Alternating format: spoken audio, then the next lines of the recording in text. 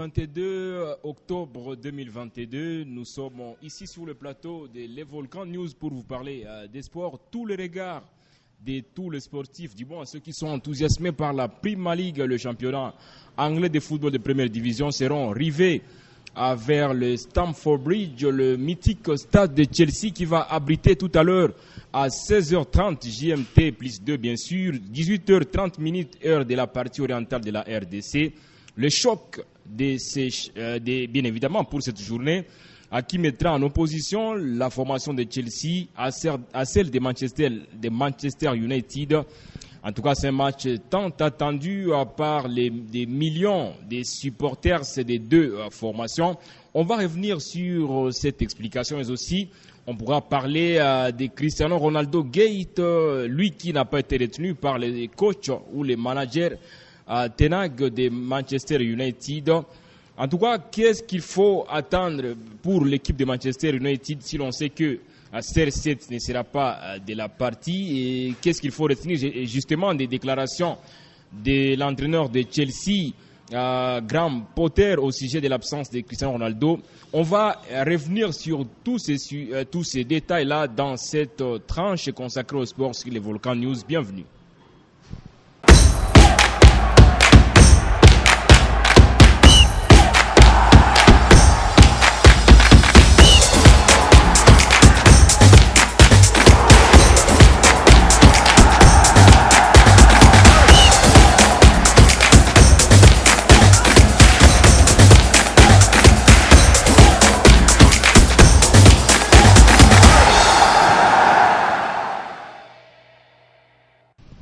Et Jacques Yanga est notre invité pour décortiquer cette thématique relative à ces chocs des Premier League. Bonjour Jacques. Bonjour Richard Mouima, bonjour aussi à tous spectateurs, bien sûr, ou ces internautes qui vont nous suivre chez le Volcan News. Absolument, c'est un jour très important pour le football anglais puisque il y a deux grosses cylindrées du football anglais qui vont s'affronter. D'un côté Chelsea, en tout cas qui revient d'une prestation un tout petit peu poussive sur le terrain de Brentford, 0 but partout. Et de l'autre côté, c'est une équipe de Manchester United requinquée justement par sa victoire face à l'équipe de Tottenham à Old Trafford, 2-0. Une victoire qui vient un tout petit peu apporter une dose positive à cette équipe de Manchester United après avoir été giflée par Manchester City dans un derby de Manchester. C'est un match important. Bon, je pense qu'on doit dire ici que l'Angleterre ne sera rouge et bleu en cette fin de semaine. Il y a le Blues d'un côté, il y a le Red Devils de l'autre côté. Ça va être un grand match à Londres dans les stades de l'équipe de Chelsea. C'est là que le match il sera aussi bon. Chelsea vient d'un match nul. Il y a l'équipe de Manchester United qui revient d'une victoire face à l'équipe de Tottenham. C'est pas rien parce que vous l'aviez dit, c'est une victoire qui va réclanquer, qui va remobiliser ses troupes de Manchester United. Alors moi je pense que ça va être un super match à voir parce que Chelsea en quête de confiance mais aussi en quête de points. Ils sont au coude à coude dans les classements actuellement. On va revenir et je sur pense ça que justement. c'est tout ce qui va faire à ce que le match il soit beaucoup plus beau. Manchester United face à l'équipe de Chelsea, ça va être un super match assuré en cette fin de semaine de Premier League anglaise. Mais les spécialistes du football anglais sont revenus sur une probabilité de victoire pour les deux formations. Et ils ont donné 45% de probabilité de victoire pour l'équipe de Chelsea, contre seulement 28% pour la formation de Manchester United et 27% des matchs nuls. Est-ce que, personnellement, vous pensez que c'est un peu équitable? Moi, je pense que ça reste de probabilité. À chaque fois, il y a toujours match, il y a toujours ces choses qui se passent. Mais moi, j'en dis que le grand football, il se joue sur la pelouse. Et c'est déjà dans les Stamford Bridge qu'on saura qui va gagner. Est-ce qu'on doit affirmer ce qu'ils ont émis là-bas parce que on doit les prendre comme des hypothèses. C'est des réponses qui restent provisoires, mais je pense que ça va être un joli match. Et moi, je suis en train de voir peut-être l'équipe de Chelsea l'emporter. Parce que Chelsea face à des grandes équipes, c'est un club qui réussit peut-être cette saison à s'en sortir. On l'a vu, la réponse est venue face à l'AC Milan en Ligue des Champions. Ils étaient dans le mauvais pétrin. Ils ont réussi à des reprises à dompter cette équipe de l'AC Milan. Là, il y a des lueurs d'espoir pour l'équipe des Blues. Mais mine de rien, il y a aussi l'équipe de Manchester qui prend de la confiance. Man U gagner face à Tottenham, je pense qu'ils vont prendre un peu des ailes. même s'il y a beaucoup de choses qui se passent autour de Manchester, mais je pense que les probabilités, ça reste des probabilités. De match, il se joue sur la pelouse et on ne doit pas beaucoup s'enflammer pour ni Chelsea ni Manchester United. On doit juste prendre un grand match, une grosse affiche à suivre en Premier League. Des probabilités certainement qui ont été concoctées par des amis qui aiment le football anglais, des experts certainement. Mais vous avez commencé à anticiper avec ces classements la position qu'occupent les deux formations. À Chelsea est troisième justement avec 20 points. Manchester United vient juste un peu après ou un peu avant, bien évidemment, avec 19 points, 1 point de moins sépare les deux formations. Chelsea troisième, Manchester United quatrième. Forcément, l'équipe qui va l'emporter aujourd'hui pourra creuser l'écart. Manchester United, si il parvenait à l'emporter, ce sera justement une troisième place à prendre, une motivation de plus pour les troupes de Ten Hag. L'enjeu, les détails. Et quand on est en train de venir jouer un match de football, quand il y a l'enjeu qui est détail, ça a toujours été très important.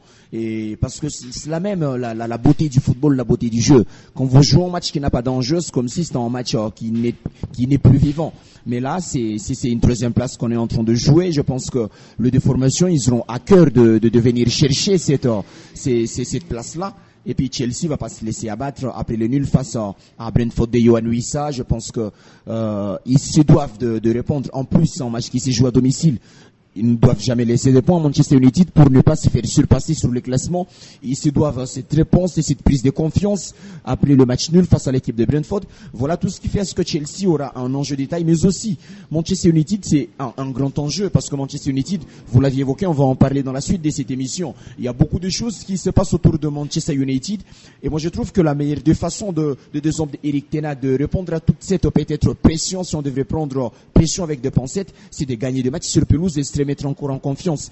Je pense que le match il est bon, le match il est grand, l'affiche est énorme déjà parce que l'enjeu est détail. Il y a l'équipe de Chelsea qui se fait répondre après les nuls, Manchester United qui a gagné, mais un match gagné qui est émaillé de certaines polémiques. Manchester se devra aussi de venir chercher cette confiance. Il y a aussi cette fameuse place qu'ils sont en train de chercher à avoir. Il y a un seul petit point qui les sépare et dans le jeu je sens que ça va faire boum, parce que c'est un super match, c'est la Première Ligue anglaise, on sait tous comment ça va les matchs en Première Ligue, et du temps qu'il y a de l'enjeu, ça serait un match beaucoup plus plaisant. Parlons un peu d'histoire quand même dans cette tranche, puisque les deux formations se sont déjà affrontées à plusieurs reprises. Mais on va rester un instant sur les 5 dernières confrontations. Et Jacques, comme il faut le dire, la dernière fois que l'une de ces deux formations l'a emporté sur l'autre, il faut quand même remonter à la date du 19 juillet 2020 exactement, et ce n'était même pas en Premier League, c'était en FA Cup. Victoire de Chelsea en déplacement sur le terrain de Man U à Old Trafford, justement 1-3. Mais s'il faut rester sur les 4 dernières confrontations, en tout cas c'était des nuls. C'est par exemple le match qui a eu lieu le 28 avril 2021, un but partout entre les deux formations. Le 28 octobre 2021, un but partout également. Il y a également un match qui s'est disputé un certain 22 février 2021, 0 but partout. Et le 24 octobre 2020, 0 but partout. Les deux formations ont toujours du mal à se départager. Ce n'est pas également exclu qu'il y ait nul aujourd'hui. Et moi je pense que personnellement, je suis en train de partir sur la tendance dans match nul. Même si j'ai évoqué, il y a de l'enjeu, il y a tout autour. Mais moi personnellement, à l'esprit, je sens que Manchester United, c'est pas une équipe qui fait gravement rêver. C'est un revirement de situation. Voilà. Vous avez quand même dit au départ que c'est Chelsea qui pourrait l'emporter aujourd'hui. Et là, vous basculez vers les nuls. C'est là que je dis déjà. Manchester United, c'est pas un club qui fait beaucoup plus rêver. Il y a l'équipe de Chelsea qui ne fait pas aussi gravement rêver parce que le début de saison, il est un peu poussif pour l'équipe de Blues, même s'ils sont en haut des tableaux. La preuve, ils ont un peu viré Thomas Tuchel. On va revenir sur les deux entraîneurs. Il y a le gardien qui a changé. Alors c'est là que moi j'en dis, si on devrait donner des probabilités, il y a cette petite chance de voir Chelsea l'emporter. Ils sont en train de jouer à domicile, ils se doivent avoir une réponse. Mais si on devrait aller peut-être un peu sur un pronostic, moi je parie que c'est un match qui semble un match un peu nul. Le coup de l'histoire aussi, ça peut compter, vous l'aviez évoqué, il y a 4 matchs nuls successifs, pourquoi pas un 5 matchs nuls. Alors on attend tout ce qu'il va se passer, mais un match nul, ça fait pas du mal à personne, je pense. On pourra vous épargner justement d'une probabilité des classements ou des compositions pour les deux formations, mais revenons sur les absents, parce que certainement ils seront très nombreux dans les deux camps Côté Chelsea, on annonce l'absence de Reece James qui ne sera pas de la partie. N'Golo Kanté, c'est déjà acté. Il est même out pour la Coupe du Monde. Wesley Fofana, un intéressant défenseur qui a été recruté par Chelsea dernièrement. En tout cas, avec des sommes pharaoniques d'argent débloquées, il ne sera pas là également. On annonce également qu'il y a une certaine incertitude sur le cas de Gallagher qui risquerait également de briller par son absence. Et côté Manchester United, certainement, il y a le fameux Maguire qui est annoncé absent. Il s'est blessé dernièrement. Il est en train de revenir un tout petit peu. Wan-Bissaka, ça fait longtemps quand même qu'il a pu jouer.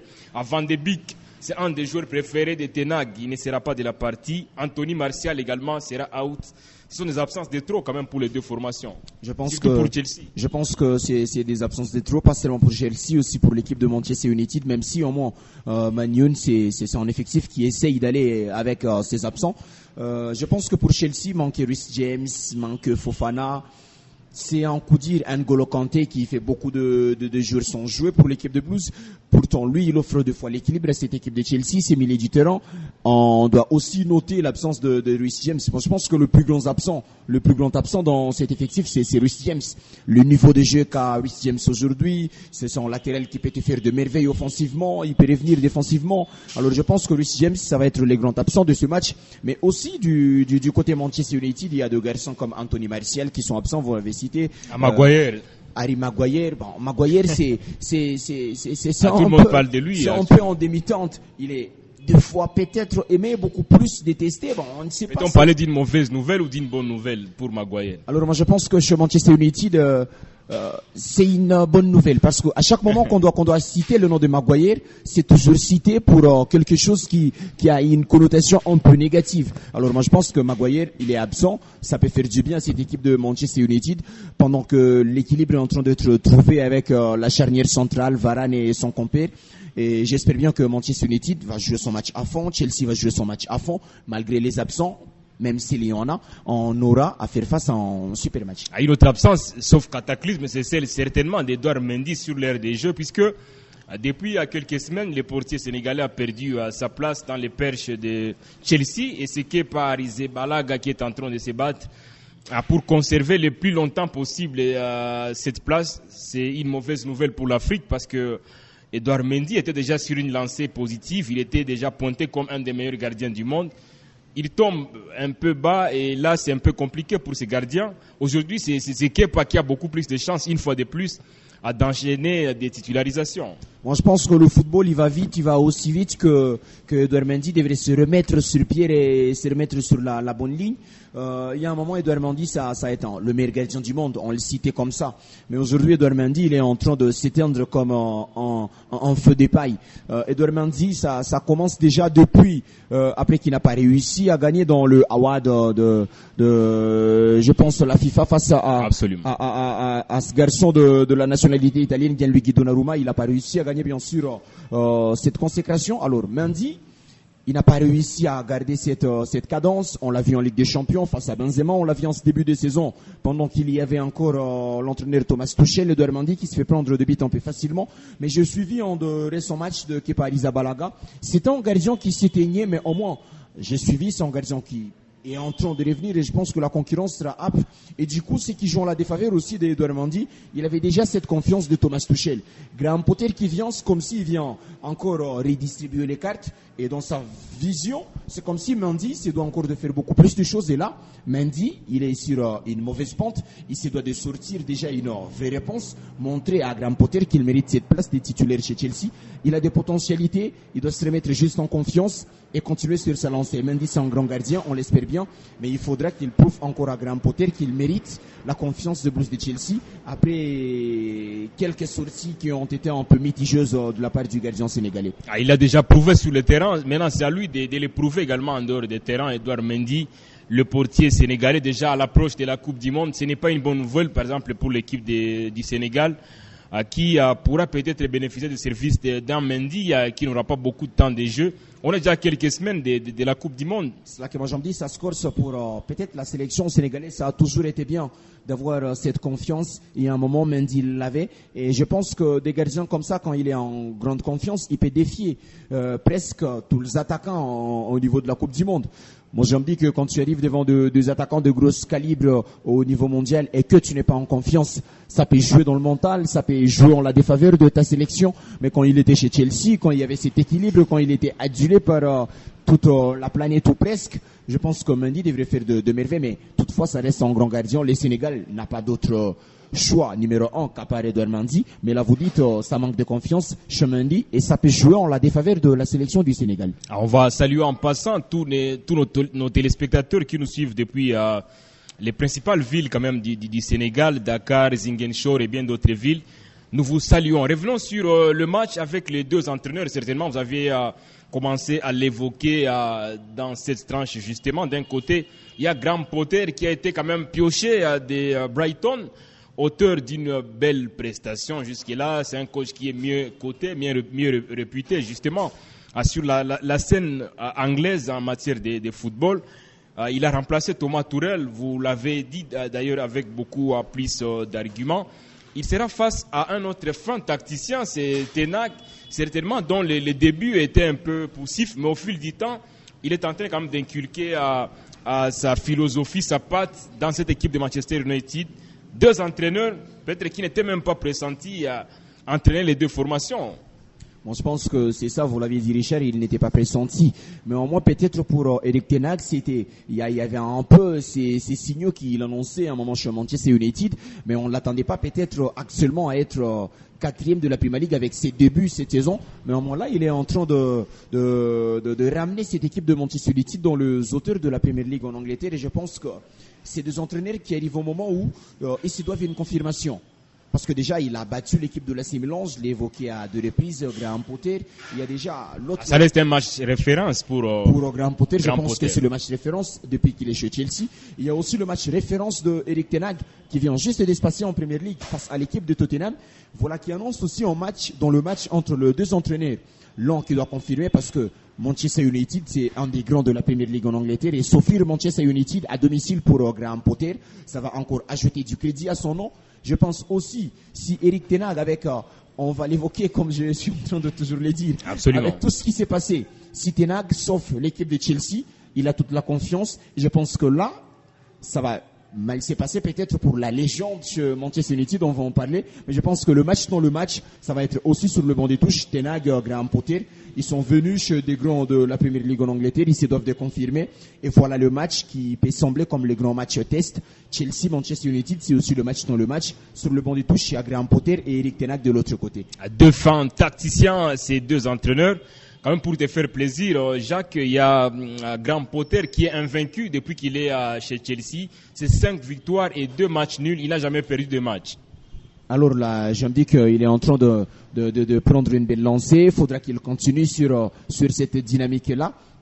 Chelsea, c'est une grande équipe. On l'a vu la saison passée. Ils ont été je pense, huitième de finale ou quart de finale de la Ligue des Champions face au Real.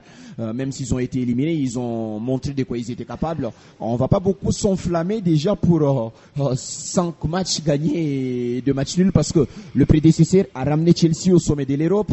Il a été jusqu'en quart de finale, même si le début a été un peu calamiteux en Ligue des Champions. Et chez les grosses équipes, quand vous ne réussissez pas à enchaîner, quoi que vous ayez fait, vous prenez la porte. Ça a été le cas avec Thomas Tuchel. Graham Potter, il a encore beaucoup à prouver chez Chelsea. On doit aussi louer, on ne doit pas trépigner. C'est 5 matchs gagnés, c'est 2 matchs nuls, c'est aucune défaite. C'est déjà bon et c'est sur la bonne lancée. Demain encore peut-être la confirmation qu'il est bon chez Chelsea. On l'attend face à Manchester United. On va garder Graham Potter tout en ouvrant la deuxième et la dernière thématique de cette tranche des sports sur les volcans news. Dames et messieurs, vous qui nous suivez, on va parler de Cristiano Ronaldo. Pourquoi garde-t-on à Graham Potter? Puisqu'en conférence de presse veille des matchs tenus justement au niveau de Londres, les coachs de Chelsea, les managers de Chelsea n'a pas voulu quand même répondre à la question relative à l'absence de CR7 dans l'effectif de Manchester United pour affronter Chelsea.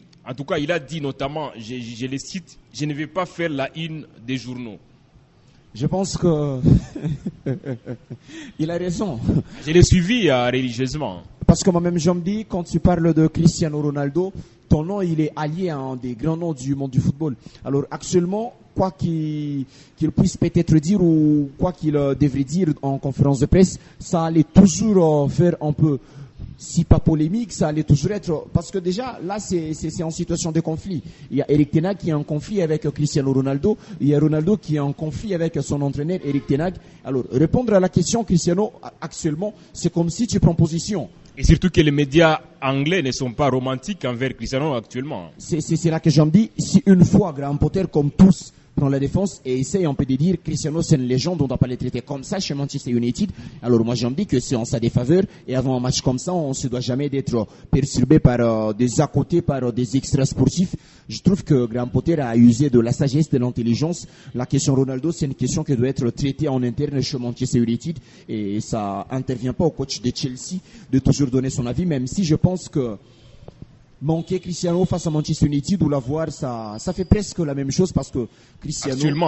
Actuellement, j'en dis, c'est pas la haute pointure qu'il était. Alors, qu'il soit là ou pas, je pense que ça va pas beaucoup handicaper Manchester United. Quand même, Cristiano Ronaldo sera remplacé, sauf changement des dernières secondes par Rashford, un peu comme d'habitude depuis quelques mois, si pas quelques semaines. Et CR7, parlons-en, quand même, parlons de ces feuilletons. Cristiano Ronaldo, on sait que mercredi, lorsque son équipe menait 2-0, il a préféré quitter les bancs de touche pour rentrer au vestiaire au moment où le match ne s'était pas encore terminé complètement. On jouait les derniers instants du match, il quitte les bancs, il rentre au vestiaire, il essaie un peu d'afficher son mécontentement. Un comportement en tout cas que Ten Hag n'a pas apprécié et il a frappé fort parce qu'il fallait sanctionner. Il n'y a pas de joueurs qui sont au-dessus de l'institution Manchester United et le coach de Man U a frappé fort. CR7 n'a pas été retenu pour le match d'aujourd'hui. C'est là que moi j'en dis, Erik ten Hag, il a ses épaules bien fixes pour amener cette équipe de Manchester United.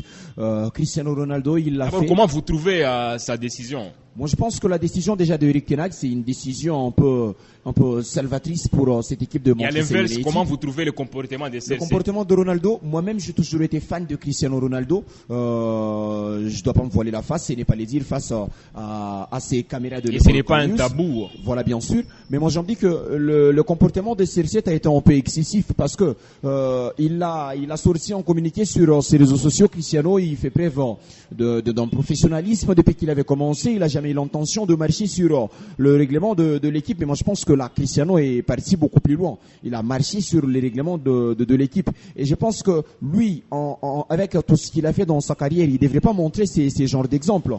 Cristiano, c'est un grand joueur, mais aujourd'hui, c'est comme si son ego est en train de l'engloutir. Et à côté, son ego ne marchait pas. Aujourd'hui, avec ses statistiques. Avant, Cristiano, c'était un joueur qui pouvait émettre 50 buts au cours d'une saison, 40 buts au cours d'une saison. Le laisser sur le banc des touches aurait été un acte de lèse-majesté. Mais aujourd'hui, CR7, c'est difficilement peut-être 7 buts cette saison chez Manchester United ou 5. Mais quand Cristiano, il est resté sur le banc des touches, et encore plus, Manchester United réussit à gagner face à un des grands cette saison, le Tottenham de Antonio Conte. Alors Cristiano qui affiche son mécontentement, c'était pas le moment de l'afficher face caméra. Il fallait qu'il attende que le match soit fini, qu'il parle en face à face avec son entraîneur Erik ten Hag et gérer ça en interne, mais pas montrer aux yeux du monde cette image qu'il a renvoyée. Ce n'est pas digne de Cristiano Ronaldo. Aujourd'hui, les réseaux sociaux plus particulièrement s'enflamment. Il y a une explosion sur la toile au sujet justement de cette attitude. Les avis sont divergents certainement, même s'il y a certains qui préfèrent tirer sur CR7. Il y a d'autres quand même qui sont ces fans qui estiment que c'est un manque de respect vis-à-vis de CR7. Est-ce que vous pensez que c'est un manque de respect pour ces joueurs? Moi, je pense que il faut relativiser. Moi, je pense que chacun a sa part de responsabilité dans cette affaire. J'en avais pas encore fini et j'espérais que l'on allait continuer. Erik ten Hag, il a aussi sa part de responsabilité. Gérer Cristiano Ronaldo, gérer son ego. On ne doit pas venir et se bomber les torses, dire qu'on va rentrer en conflit avec Cristiano Ronaldo. C'est un géant du vestiaire, il a un vécu qui est immense, parce qu'aujourd'hui, moi-même, je me dis que l'institution Manchester United peut être au-dessus de Cristiano Ronaldo, mais Erik ten Hag n'est pas au-dessus de Cristiano Ronaldo. Certes, c'est son entraîneur, mais il doit jamais se prendre au-dessus de CR7. Alors, quand il vient sur Manchester United, il faudra qu'il y ait cette communication entre entraîneur et joueur vedette. Parce que Cristiano, même si aujourd'hui c'est pas les meilleures statistiques, ça reste Cristiano Ronaldo. À chaque fois qu'on doit citer son nom, c'est en train de retentir. Il y a du vibrant, il y a 5 ballons d'or, il y a autant de Ligue des Champions, 5. C'est une bonne histoire. Alors, moi, je me dis que c'est une bonne histoire. On est au présent, le football se joue au présent. Même si le football se joue au présent, on doit jamais gérer Cristiano comme tous les autres joueurs. Cristiano, c'est pas Marcus Rashford. Cristiano, c'est pas un moment Paul Pogba qui était là avec déjà José Mourinho. Cristiano, ça reste Cristiano. Alors, au préalable, moi, j'en dis, il fallait parler avec Cristiano. Lui dire peut-être que Cristiano, cette saison, tu n'es pas aussi performant. Mais est-ce que ten Hag ne l'a jamais fait? Parce qu'il faut dire, ne pourrions-nous pas dire ici que c'est juste une goutte d'eau qui fait déborder le vase? Parce que c'est pas pour la première fois que Cristiano Ronaldo affiche son mécontentement. On l'a vu depuis le début des saisons. Déjà lui-même, il vient un peu en retard. Déjà lui-même, il annonce ses envies de partir parce qu'il ne voulait pas jouer l'Europa League. Et ce n'était pas quand même un comportement de trop pour CR7, lui qui ne voulait pas forcément respecter Manchester United. D'entrée, je l'ai dit, c'est pas un bel exemple pour Cristiano, et je pense que si on devait revenir sur cela, je pense toujours que Cristiano, ce n'est pas le même Cristiano qui a 5 ans, qui a 4 ans. C'est un Cristiano qui doit s'adapter aussi à sa nouvelle vie. Alors, c'est là que moi j'en dis, c'est un joueur qui est en train de partir fin carrière, parce que après la Coupe du Monde, je ne pense pas qu'il puisse y avoir encore grand chose pour Cristiano Ronaldo. Alors, moi je pense que pour on peut cheater en toute beauté, il fallait qu'il y ait cette communication. Peut-être lui dire, Cristiano, tu auras 6 et 20 minutes au cours d'un match. Deux fois, on peut alterner entre rester sur le banc des touches et débuter en match, et on peut te remplacer. Il y a toujours de meilleures approches pour faire comprendre à ces genres d'athlètes qu'il est important, mais tout en le laissant peut-être sur le banc des touches. Mais quand l'entraîneur il vient, il essaie de jouer la grande star face à un ego comme celui de Cristiano, ça va pas aider à l'équipe. Et moi, je pense que on peut dire ici que personne ne sait si une telle conversation n'a jamais eu lieu entre les deux hommes. Donc, je parle de ten Hag et CR7. Peut-être que cela a déjà eu lieu aux grandes dames de CR7 qui auraient peut-être refusé la proposition. Donc, je pense qu'il faudrait un tout petit peu voir cela dans des angles un tout petit peu différents afin que l'on puisse comprendre les véritables problèmes qu'il y a. Mais ce qui est sûr, lorsqu'on est coach, en plus lorsqu'on est ten Hag, il faut taper 10 points sur la table. Il faut taper 10 points sur la table, mais lorsqu'on est ten Hag face à Cristiano Ronaldo, je reviens toujours là-dessus, ça doit toujours jouer dans la tête des CR7. Il a fait avec des grands entraîneurs, des très grands. Il a eu Zidane, il a eu Sir Alex Ferguson, il a eu Carlo Ancelotti, il a eu des très grands, il a eu de Massimiliano Allegri. Je pense que face à Cristiano, ten Hag, si on devrait hiérarchiser les entraîneurs de CR7, ten Hag, 2 fois, ne peut pas faire le poids avec les entraîneurs qu'il a eu. Autre temps, autre mœurs. Actuellement, ce n'est plus comme vous l'aviez dit d'ailleurs, les CR7 qu'on a connus avant. C'est ce que Cristiano ne comprend pas. Ce n'est plus la même période, ce n'est plus la même équipe de Manchester United. Donc il faudrait également que lui se mette au diapason, parce que si lui pense que c'est grâce à son histoire qu'il pourra jouer à tous les jours, je pense que les coachs, parce que des fois je sens que les coachs ont toujours du mal à comprendre ce genre d'histoire. Je suis dans le monde du football depuis un temps et j'ai eu quand même à échanger avec certains entraîneurs. Ils sont très moins nombreux, ceux qui acceptent quand même de se courber devant les comportements un tout petit peu bizarres de certains joueurs. Et ten Hag voit très mal cette histoire-là. Cristiano n'est pas tout le monde. Ça, je dois le dire ici. Et il est joueur de Manchester United. Il est joueur de Manchester United, mais pour tout ce qu'il a fait pour le football, pour tout ce qu'il a fait dans sa carrière, pour tout ce qu'il a fait Cristiano, il ne mérite pas d'être traité comme tout joueur. Et c'est là que je pense c'est en train de fâcher. Parce que déjà, Cristiano, on le sait tous, même ses coéquipiers le savent, même ten Hag le sait dans sa conscience. Cristiano n'est pas tout le monde. Et la gestion de Cristiano Ronaldo appelle à pas les gérer comme tout le monde. Et je pense que c'est là que ça cloche. Ten Hag, il vient, il doit mettre tout le monde sur la même ligne, et il pense que Cristiano, c'est tout le monde. Cristiano aussi, dans son esprit, il sait que c'est Cristiano, il n'est pas tout le monde. Et c'est ce qui fâche, et c'est ce qui fait que ça cloche à Manchester United. Déjà, c'est lui le perdant. Alors, bien sûr, c'est lui le perdant. Et moi, je pense que Manchester United, sans Cristiano, ça va mieux. Cristiano sans Manchester United, je ne sais pas comment ça va se passer. C'est normal. Bien sûr, c'est normal actuellement parce que Cristiano, c'est pas des statistiques affolantes. C'est pas le Cristiano qui pouvait te faire gagner en match face à Wolfsburg en mettant 3 buts. C'est pas le même qui a marqué un triplé face à l'ATM il y a quelques années avec la Juventus. Cristiano, il devrait comprendre et on peut essayer de redescendre sur terre. Et la meilleure solution pour moi, je pense que Manchester United et Cristiano Ronaldo, ils devraient se quitter. Mais quand ils doivent se quitter déjà avec ce genre d'image, pour tout ce qu'il a été à Manchester United, je pense que c'est un peu bizarre et je pense que Cristiano, vraiment, pour son bien, il devrait essayer un peu de redescendre sur terre. Peut-être parler avec son entraîneur et essayer de voir comment il pourra quitter Manchester United. En janvier, c'est mieux. S'il y avait déjà Jorge Mendes qui se mettait et qui se bougeait pour trouver un point de chute. Mais je pense que Cristiano, Manchester United, il a déjà beaucoup fait. Et pour tout ce qu'il a fait, il ne doit pas traîner dans cet irrespect que je peux qualifier personnellement d'irrespect dont fait preuve Eric Ten Hag envers sa personne. Cristiano devrait quitter Manchester United. On est en train de terminer quand même cette tranche des sports sur les volcans news. Jacques, est-ce que vous ne pensez pas que le silence quand même des légendes de Manchester United, notamment Sir Alex Ferguson, d'ailleurs lui qui avait pesé de tout son poids pour que Cristiano Ronaldo revienne à Manchester United, c'est un silence un peu coupable, ou même les dirigeants de Man U, ils sont un peu silencieux, on laisse Ten Hag lui-même gérer cette histoire-là.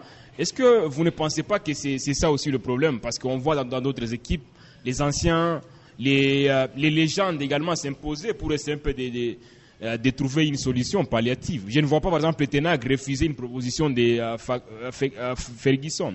Alors moi je pense que c'est là aussi qu'ils ont peur de rentrer dans ces jeux parce que aujourd'hui Manchester United, comme je l'ai dit, Man U va mieux sans Cristiano Ronaldo. Alors s'ils devraient prendre position, c'est pour Eric Ten Hag parce qu'il y a un projet qu'ils doivent construire, ils doivent amener cette équipe après Ole Gunnar Solskjaer et déjà il est sur la bonne lancée Eric Ten Hag. Mais actuellement il y a cet ego à gérer Cristiano Ronaldo. Moi je l'ai dit, Ronaldo c'est pas un joueur à gérer comme tous.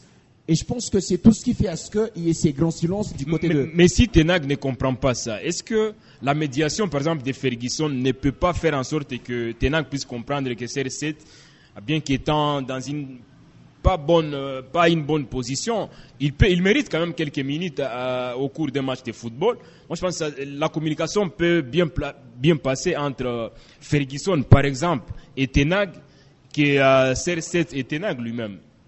Moi, je pense que c'est aussi bien, mais je pense que dans cette médiation, si Alex Ferguson, il trouve que CR7, c'est un garçon qui a beaucoup fait avec lui du temps qu'il était chez Manchester United. Aujourd'hui, si on vient en négociation, alors imaginez que Cristiano Ronaldo se retrouve sur une table où il commence à négocier 10-15 minutes. Je ne vois pas c'est Cristiano faire ça. Alors, quand Ferguson... Je ne vois pas aussi c'est Cristiano refuser quand même une invitation de Ferguson. Si l'on sait que CR7 était convoité par plusieurs clubs avant qu'il ne vienne à Manchester United, et Ferguson aurait joué un rôle très important pour que CR7 puisse signer chez Manchester United. Alors moi je pense aujourd'hui que Manchester United le prend pour une légende, on ne doit pas salir l'image. Ferguson le voit de cet œil-là, mais au moins pendant qu'ils sont en train de le voir comme ça, il y a aussi Eric Ten Hag qui est en train de réussir sur le terrain. Alors c'est difficile de prendre position dans cette histoire. Bon. Espérons que cela puisse venir. Ou moi, je pense que quand il y a déjà cette sanction, écarter Cristiano de l'effectif. Alors, si les légendes ne sont pas enflammés, c'est qu'ils sont pour cette décision de Eric Ten Hag. Alors, ils doivent seulement pas prendre position et pas parler pour ne pas un peu encore venir blesser l'ego de celui qui est pris comme légende à Old Trafford. Et je pense que c'est ce qui devrait justifier ces silences de légende de Manchester United, mais moi-même, je pense que Cristiano à Manchester United, il a fait ce qu'il devrait faire et son temps, il est révolu. Je pense que ces silences aussi justifieraient ma pensée de la part des légendes de Manchester United. Parce que si Cristiano était très bon pour Man U, on ne devrait jamais l'écarter sans qu'il n'y ait de voix qui s'élèvent. Alors si aujourd'hui, les voix ne se sont pas levées, c'est qu'eux aussi pensent que Cristiano, son temps, il est révolu, mais ils veulent juste aller endoucir avec celui qui a beaucoup gagné avec cette sélection de Manchester United. En conclusion, CR7 doit partir. Je pense que la meilleure décision pour Cristiano Ronaldo, c'est quitter Manchester United. La meilleure décision pour Manchester United, c'est de laisser Cristiano Ronaldo partir en janvier. Bien sûr, s'il trouve un point de chute. Et la meilleure décision pour moi, quand même, est celle de mettre un terme à cette tranche. Merci beaucoup, Jacques, d'avoir acté cette décision, justement, de mettre fin à cette tranche. On espère vous revoir très prochainement pour décortiquer d'autres faits d'actualité des sports. Allez, bien sûr, c'est un plaisir d'être chez les Volcan News. Ça finit sur des décisions chez Manchester United pour cette émission. Merci bien Richard Mouima et merci à toute l'équipe de les Volcan News. Merci à tout le monde qui nous a suivis du début jusqu'à la fin. C'est fut un plaisir quand même de parler d'un sujet très important, surtout pour le football anglais. Merci de vous abonner et d'ouvrir la cloche des notifications justement pour avoir de telles informations habituellement. À très bientôt. Salut.